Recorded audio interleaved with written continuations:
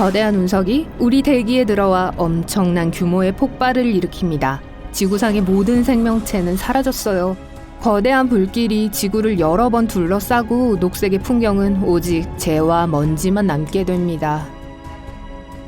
지구의 미래에는 또 하나의 가능성이 있어요. 태양이 지구를 삼킬 수도 있어요. 잠깐만요. 누구세요? 진화 과정에서 우리 태양은 계속해서 팽창할 거예요. 저한테만 이 목소리가 들리나요? 태양이 너무 커져서 본의 아니게 지구를 집어삼킬 거예요. 저기요, 이건 제 비디오예요. 누가 그래요? 좋아요. 그럼 우리 같이 해요. 하지만 그렇게 먼 미래까지는 가지 말아요. 그렇게 하죠. 지구에 곧 고리가 생길 거라는 사실은 어때요? 토성처럼요? 비슷해요. 토성의 고리는 먼지와 얼음으로 이루어져 있어요. 네, 저도 그 얘기 들었어요. 수천 년 전 정말 불가사의한 일이 토성의 궤도에서 일어났어요. 토성의 중력 때문에 위성 중 하나가 산산조각 났어요. 네, 토성은 가스행성이에요. 지구보다 95배 더 무거워요. 그래서 중력도 더 강해요. 중력이 궤도에 있는 작은 위성을 표면으로 끌어당겼어요. 그러고 나서 그것은 지구와 달 사이에 있는 것과 같은 조성력에 의해 안쪽에서부터 분해됐어요. 수많은 거대한 파편이 토성의 궤도에 박혔어요. 몇몇 과학자들은 그곳에서 두 개의 달이 충돌했다고 말합니다. 당구공처럼 서로 부딪혔죠. 그 결과 두 우주 물체 모두 파편과 얼음 덩어리로 변했어요. 어떻게 그곳에 갔든 간에 이 잔해들이 토성 주위를 돌기 시작했어요. 서로 충돌해서 더 작은 바위로 변했습니다. 일종의 우주 믹서기처럼요.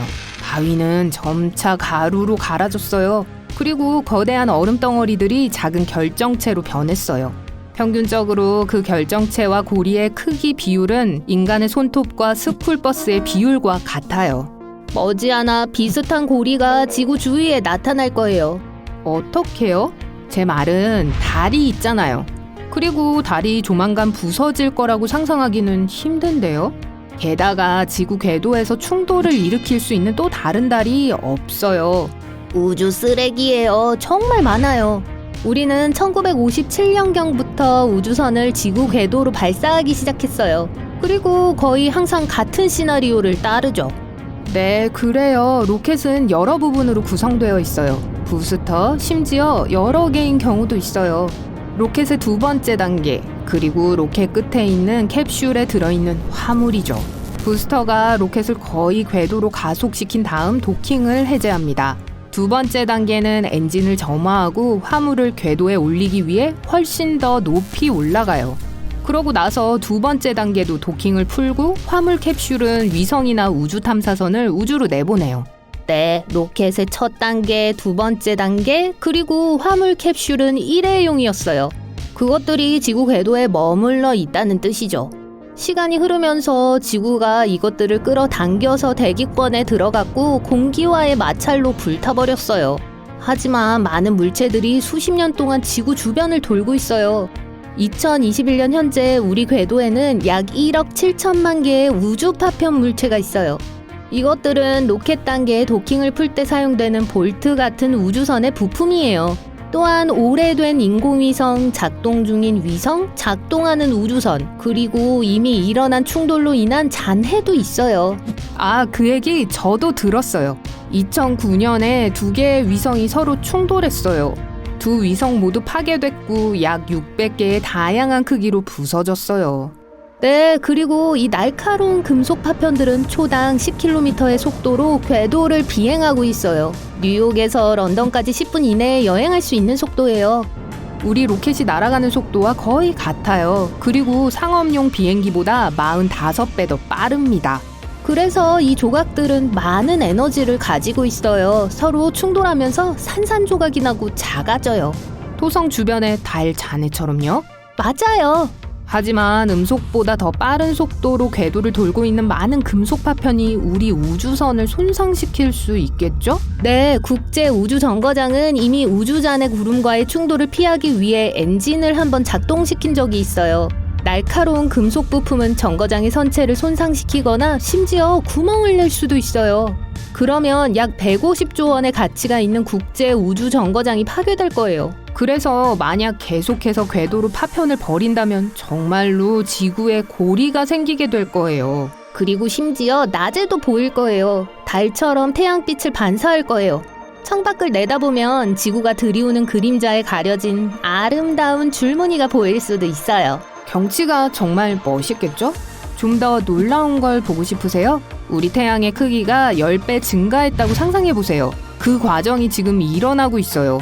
우리 태양은 수소를 태우는 거대한 보일러와 같아요. 태양은 계속해서 가열되고 있으며 매 10억 년마다 10% 더 밝아지고 더 많은 열을 만들어냅니다. 그것은 지구를 더 뜨겁게 할 것이고 결국 지구와 바다의 해양이 증발하기 시작할 거예요. 두꺼운 구름이 하늘을 완전히 덮어서 지구는 거대한 온실이 돼요. 지구는 금성처럼 보일 거예요. 인류는 더 이상 지구에서 살 수 없을 것 같군요. 그럼 어떡하죠? 모든 인간과 동물을 우주선에 싣고 화성으로 이동해요. 그때쯤이면 태양이 화성을 잘 데웠을 거예요. 화성 내부 깊은 곳에 있는 물과 이산화탄소는 증발하기 시작하고 화성에 대기가 생길 거예요. 이것은 온실 효과를 일으키고 화성은 반바지를 입을 수 있을 만큼 온화해지겠죠.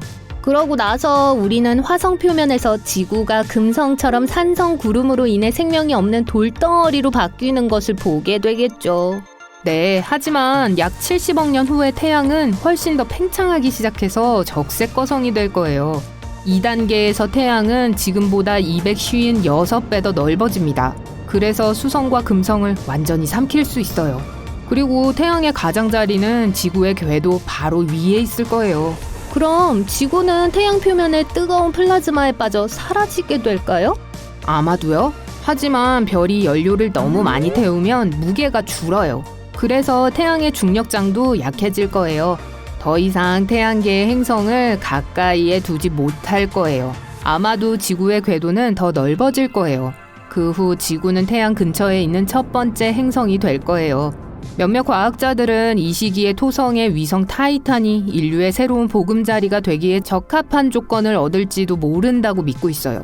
그리고 나서 태양의 위층이 떨어져 나가기 시작할 거예요. 질량과 중력이 극적으로 줄어들어요. 이것은 태양계를 혼란에 빠뜨릴 거예요. 어떤 행성들은 서로 충돌할 거예요. 어떤 행성들은 멀고 어두운 우주 공간으로 날아가 버릴지도 몰라요. 마치 우주 당구 게임처럼요.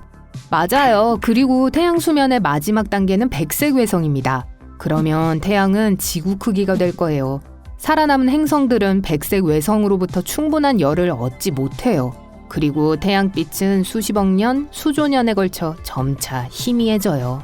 먼 미래에 지구를 기다리고 있는 또 다른 문제는 엄청난 규모가 될 거예요. 밀키웨이와 안드로메다의 충돌이죠? 맞아요. 현재 안드로메다 은하는 초속 100km로 우리를 향해 이동하고 있어요. 그 속도라면 단 6분 만에 세계 일주를 할 수 있어요. 이미 지구에서 250만 광년 떨어진 밤하늘에 있는 안드로메다 은하의 별과 가스를 맨눈으로 볼 수 있어요. 40억 년 후에 두 은하는 병합의 과정을 시작할 거예요. 아무도 지구에 무슨 일이 일어날지 100% 확신할 수 없어요. 두 은하의 별과 성운이 충돌하는 완전한 혼돈일 수 있어요. 그러면 초신성 폭발이 여기저기서 발생할 거예요. 불꽃놀이처럼요. 하지만 이런 일은 거의 일어나지 않을 거예요. 은하의 별과 우주 물체의 밀집도는 매우 낮아요. 그 사이의 거리는 어마어마해요. 모래 한 움큼을 지구 전체에 뿌리는 것과 같아요. 가장 가능성 있는 시나리오는 두 은하가 충돌할 때쯤이면 지구의 뜨거운 표면에 액체 상태의 물이 없을 거라는 겁니다. 모든 지상 생명체의 종말을 의미해요. 과학자들은 이런 일이 약 37억 5천만 년 후에 일어날 수 있다고 믿고 있어요.